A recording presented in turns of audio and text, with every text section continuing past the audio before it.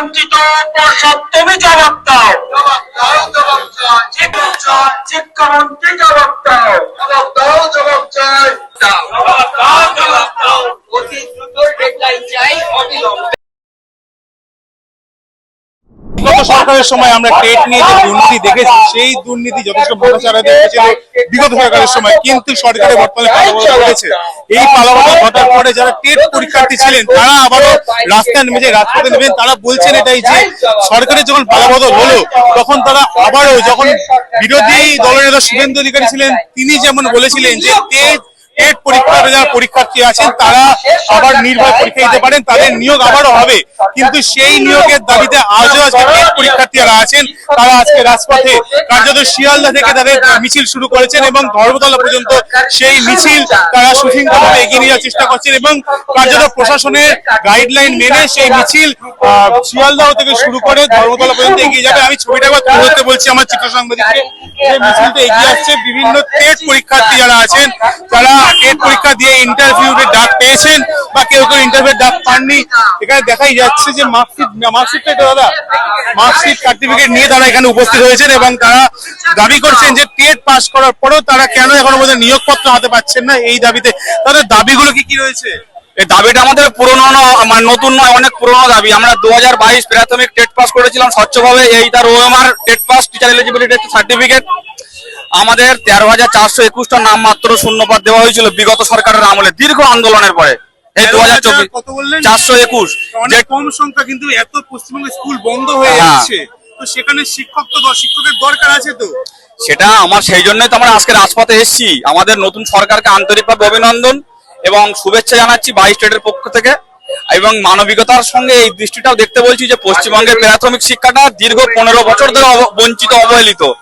মানবিক মুখ্যমন্ত্রী মাননীয় শ্রী শুভেন্দু অধিকারী মহোদয় যেন আমাদের দিকে তাকান, প্রত্যেকটি টেট পাস ভ্যালিড ক্যান্ডিডেটদের প্রাথমিক স্কুলে সম্মানের সঙ্গে শিক্ষকতা করার সুযোগ যেন প্রদান করেন।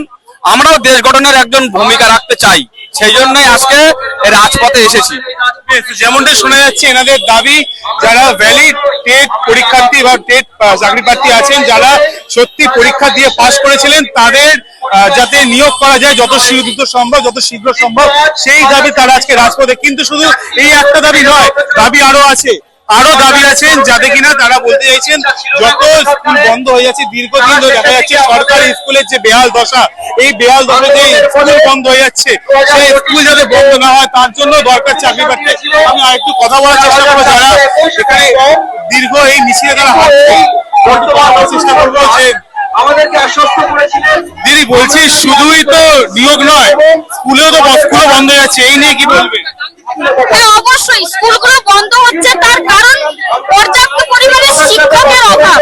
সেই শিক্ষকের অভাব তখনই পূরণ হবে যখন এই পাস করে থাকা ক্যান্ডিডেট গুলোকে ওনারা যথাসময়ে নিয়োগ করবেন এবং স্কুলে পাঠাবেন, তখনই সেই শিক্ষকের অভাব পূরণ হবে এবং একটা কোয়ালিটি এডুকেশন, যেটা শিক্ষার্থীদের যেটা ন্যায্য অধিকার সেটা তারা পাবে। দরকার তো আছে, শিক্ষক তো এই মুহূর্তে দরকার আছে। এই মুহূর্তে উনি বললেন 16,000 কত নিয়োগ করতে বলেছে, কিন্তু শিক্ষক কতগুলো দরকার হলে আছে বলে মনে করছেন গোটা রাজ্যে নিয়োগ করতে গেলে?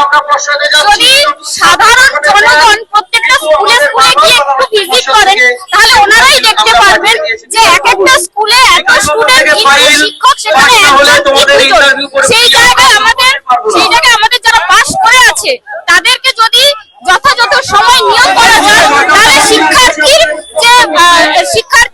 সমানুপাতিক একটা শিক্ষক নিয়োগ করা যেতেই পারে।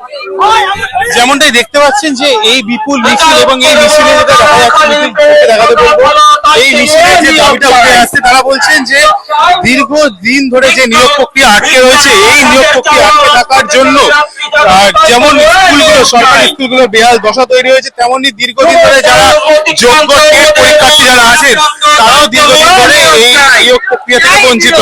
এই নিয়োগ প্রক্রিয়া বঞ্চিত থাকার জন্য তারা যেমন অফিস যেতে পারছেন না, তেমনি স্কুলগুলো বন্ধ হয়ে যাচ্ছে। এই কারণে তারা আজকে রাজপথে নেমেছেন এবং তারা এই দাবিটাই তুলে রাখছেন যে যত শীঘ্র সম্ভব নিয়োগ হোক। তাই সরকার বলেছেন যে আই আউট ভরসা ইন, আমরা ভরসা করছি, কিন্তু এই সরকার বারবার বলছে আপনাদের দ্রুত নিয়োগ হবে, কিন্তু সেই দ্রুততা আমরা একটুও দেখতে পাচ্ছি না। আমরা চাইছি যে সরকারকে মনে করিয়ে দিতে চাই যে আমরাও ছিলাম, আমাদের কথাটা ভাবা হোক। সেই কারণে আজকে আমরা রাজপথে নেমেছি। আমাদের মূল দাবি হচ্ছে আমাদের দ্রুত নিয়োগ হোক এবং তার সাথে ন্যূনতম যথেষ্ট 50,000 ভ্যাকেন্সি দেওয়া হোক। এটাই আমাদের দুটো মূল দাবি, যে আমাদের দ্রুত নিয়োগ হোক এবং আমাদের 50,000 ভ্যাকেন্সি দেওয়া হোক। এটাই অনুরোধ বিনীত শিক্ষামন্ত্রী এবং মাননীয় মুখ্যমন্ত্রী শুভেন্দু অধিকারী মহাশয়। তিনি যখন বিরোধী দলনেতা ছিলেন তখন আমাদের বিভিন্ন আন্দোলনে পরোক্ষভাবে প্রত্যক্ষভাবে সাপোর্ট করেছিলেন। তখন উনি বলেছিলেন যে আমরা এদের সমস্যার সমাধান করব। তাই ওনার কাছে আমি মনে করিয়ে দিতে চাই যে আমাদের নিয়োগটা দ্রুত দিন এবং আমাদের ভ্যাকেন্সি ইনক্রিজ করে আমাদেরকে স্কুলে পাঠান। আমরা কেউ রাস্তায় আসতে চাই না। একটা তো দাবি রয়েছে, শুনলাম যেটা শূন্যপদ বাড়ানোর দাবি রয়েছে, আর কি কি আছে? আমাদের চলমান যে ইন্টারভিউ প্রক্রিয়াটা থমকে গেছে সেটা চালু করার জন্য আমাদের আন্দোলন। এই আন্দোলন তো আজকের নয়, বিগত সরকারের সময় থেকে চলে গত আসছে। 4 বছর থেকে আমরা কলকাতার রাজপথে পড়ে আছি। আগের সরকারের আমলে প্রথমত পরীক্ষা নেওয়ার জন্য আন্দোলন করতে হয়েছে, ইন্টারভিউ রেজাল্ট বের করার জন্য আন্দোলন করতে হয়েছে, পরবর্তীকালে ইন্টারভিউ নেওয়ার জন্য আন্দোলন করতে হয়েছে।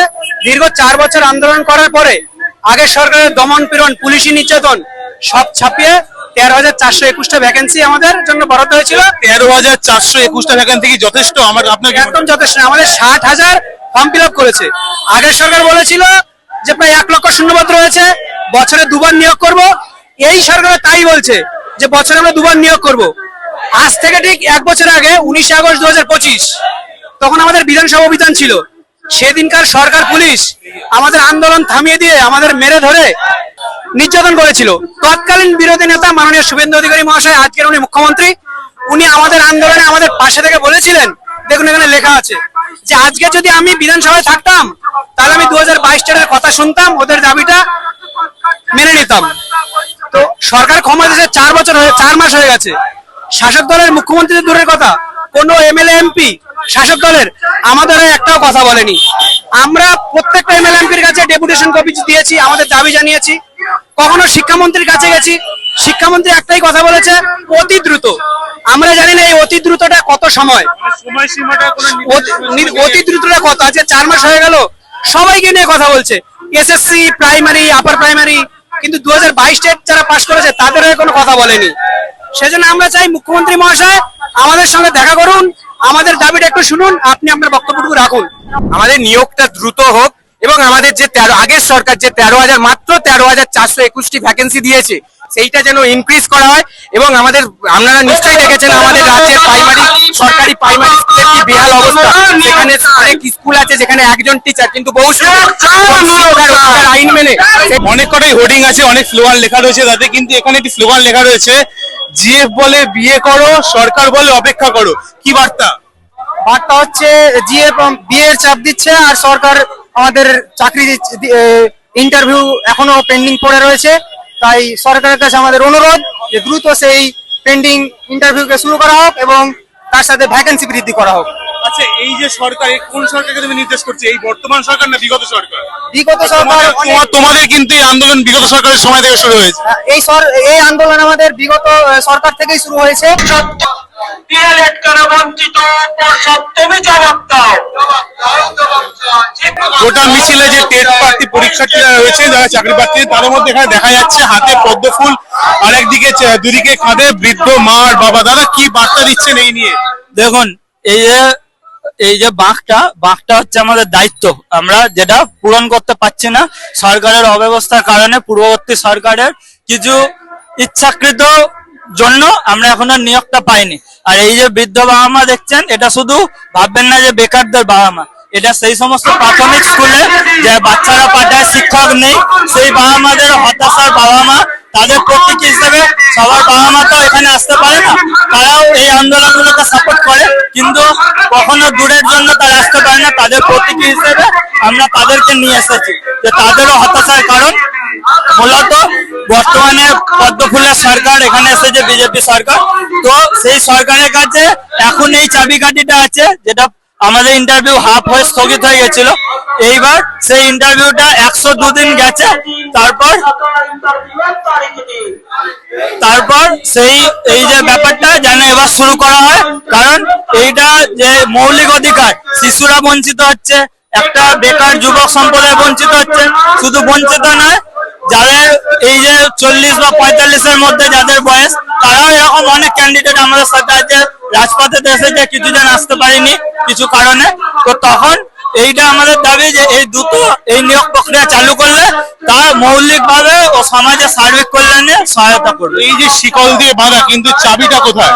চাবিটা দেখুন এই পদ্মফুলের ঠিক নিচেতে আছে, পদ্মফুলের মাঝেতে আছে, কারণ সরকারের কাছে এই পদ্মফুল সরকার তাদের কাছে এই চাবিকাঠি আছে।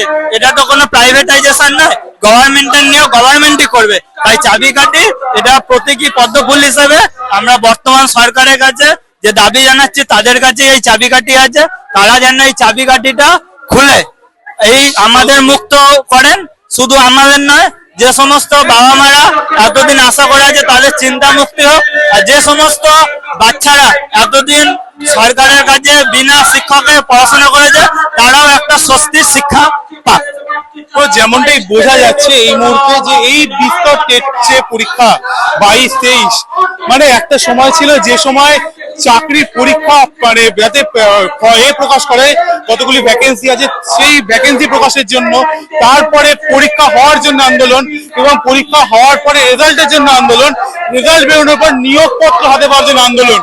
বিগত সরকারের সময় দীর্ঘ টেট দুর্নীতি আমরা দেখেছি, এই অবাঞ্ছিত পরিস্থিতি তারা মোকাবেলা করেছেন, এবং তারপরে আজকে তারা রাজপথে তাদের দাবি একটাই, বর্তমানে এই যে সরকারের পালাবদল হয়ে গেল, এই পালাবদল হওয়ার পরে কিভাবে এই সরকারের হাত ধরে তারা চাইছেন যে যাতে এই টেট প্রক্রিয়ার নিয়োগপত্র তারা হাতে পায় এবং তারা পুনরায় স্কুলে যেতে পারেন। এবং বঞ্চিত শুধু এনারাই নন, বঞ্চিত যারা ছাত্র সমাজ আছে তারাও, কারণ দীর্ঘদিন ধরে আমরা দেখতে পাচ্ছি স্কুলগুলোতে শিক্ষকের অভাবে স্কুলগুলো বন্ধ হয়ে যাচ্ছে কার্যত।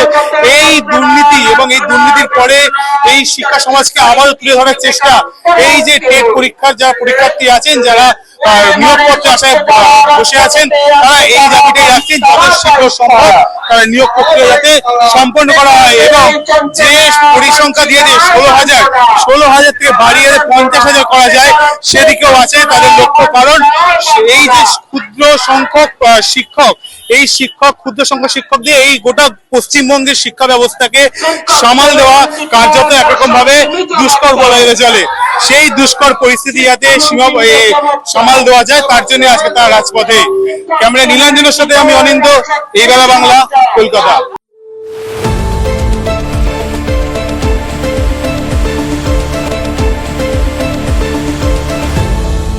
আপনারা দেখছেন এই বেলা বাংলা, শিরোনামে সবার আগে।